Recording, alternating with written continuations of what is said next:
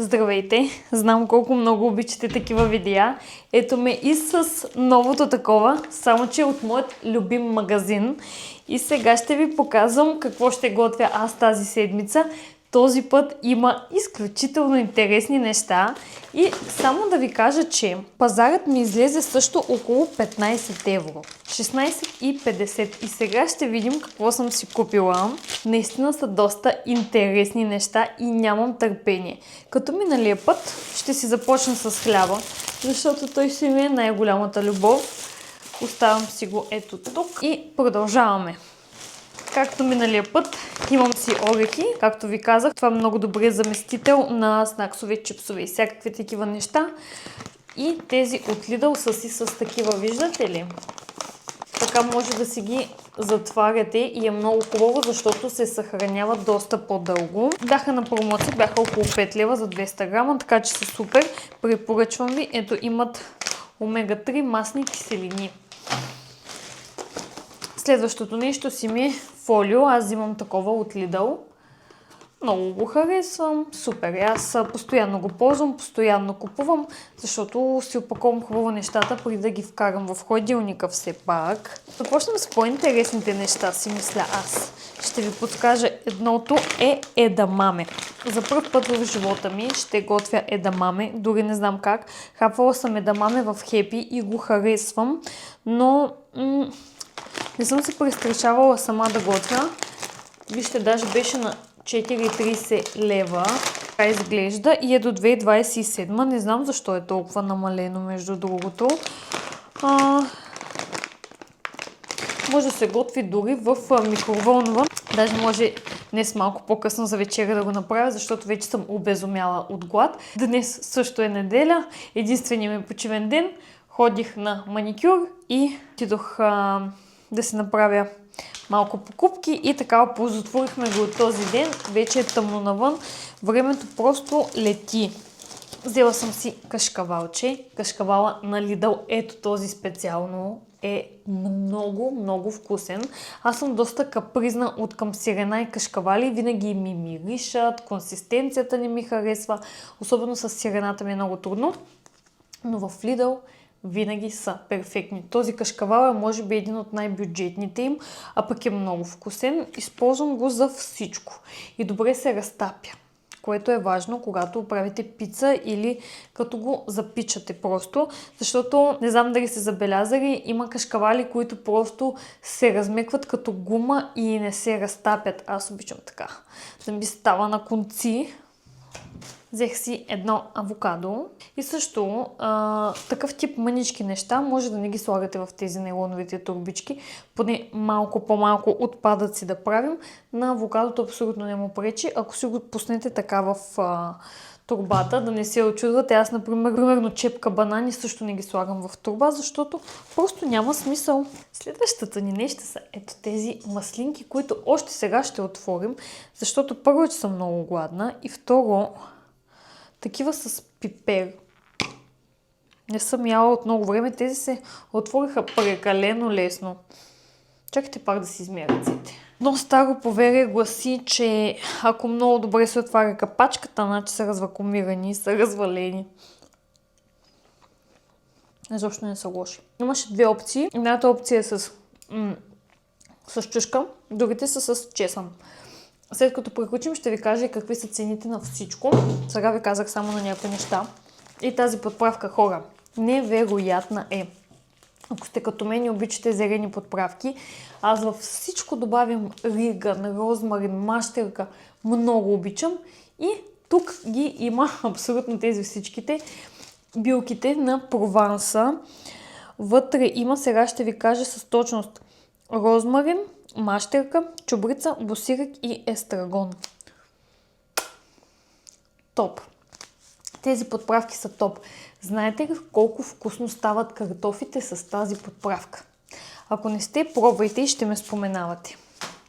Купих си 2 лимончета, за да имам. Вчера готвих риба и се оказа, че са ми свършили лимоните, но един лайфхак, капнах малко оцет и пак стана топ. Но въпреки това, имайте си лимон вкъщи. Това е едно от нещата, които като ми свърши си го зареждам.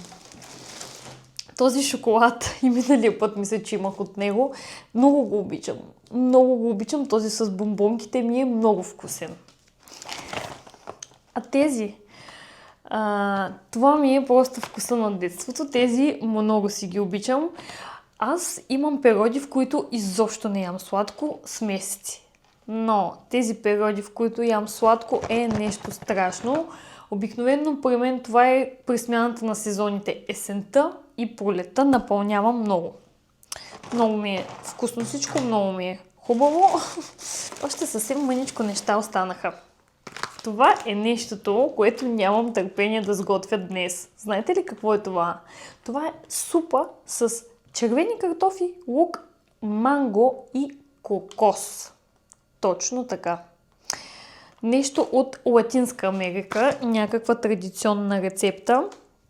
Това реално ви е замразената крем супичка. Имате или на водна баня около 25 минути да се разтапяте, или в микровълнова. Не съм фен на микровълновите фурни, така че предпочитам да се направя на водна баня. Оставете да къкри около 25 минути. Я да видим как изглежда. И малко по-късно днес ще я сготвя.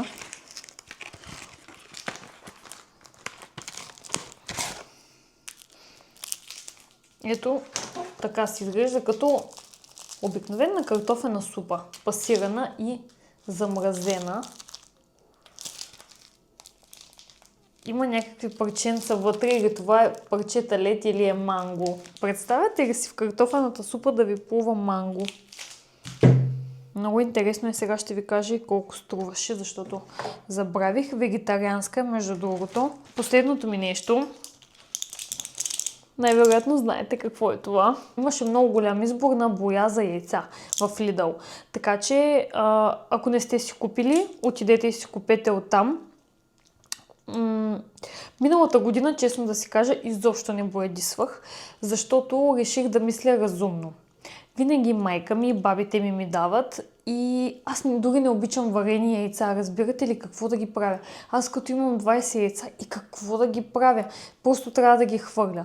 И реших да мисля разумно и просто не боядисвах, въпреки че много обичам. И тази година си казах, добре, ще ги направя. Приятеля ми пък ще се понапълне малко повече тази година и това е. Защото миналата година реално той ги изяде. Аз изобщо не съм ги яла. Просто варени не ги обичам. Иначе яйца има много. От баба ми домашни, много вкусни. Между другото, днес успях да отида и при нея. И ето там имам също една турбичка. Може би онова разопаковане от турбичката от баба ще ви е още по-интересно. Значи, едамамето ни XXL размер се води. 600 грама е с отстъпка 2,79 с 56 2 евро. Струваше турбичката 18 цента, маслините 1 евро. Вау! Ето тези. Да ви кажа, добри са. Така. Лимоните са ми стрували 58 цента, 2 лимона. Те обикновено са си толкова. Боя за яйца 25 цента са стрували тези капсулки. И преди да са били толкова ефтини. Между другото, както ви казах, има доста голям избор. Имаше и перлени, кристални, всякакви, но аз съм купила буквално да боядисвам 6 яйца, така че не ми трябваше нищо, кой знае какво. Аз ги боядисвам с памук. Една техника, която майка ми ме научи. Като бях малка, така ги боядисвахме. И така ще боядисам 5-6 яйца и това е максимум 10. Кашкавала е струвал 2 евро, орехите 2,65 евро, шоколада 1 евро, топ. Авокадото 1 евро броя също. Супата 1,69 евро. Хора, това колко порции са пишели? 400 грама, това са мои 2 порции, честно казано. Подправките са 35 цента. Багетата 50 цента, фолиото 1,40, бисквити 1,40.